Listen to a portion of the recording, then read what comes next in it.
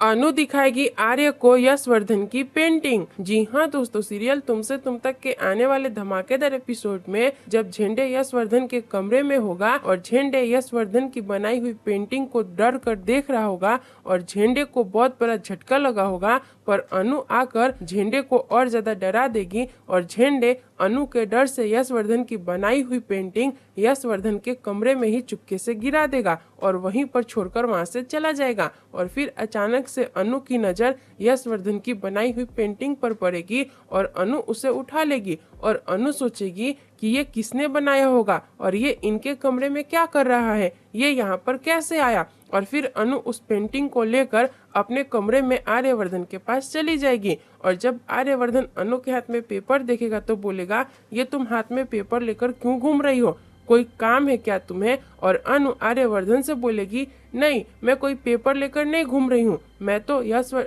तो यश के कमरे में गई थी तो उनके कमरे में ये पेपर मिला मुझे और उन्होंने पता नहीं क्यों ऐसी पेंटिंग बनाई है, अजीब सी है, आप भी देखिए ना। और फिर अनु आर्यवर्धन को यशवर्धन की बनाई हुई पेंटिंग दिखाएगी और यशवर्धन की बनाई हुई पेंटिंग देखकर आर्यवर्धन को बहुत बड़ा झटका लगेगा और आर्यवर्धन शॉक्ड हो जाएगा और आर्यवर्धन को कुछ भी समझ में नहीं आएगा कि वो अनु से क्या बोले।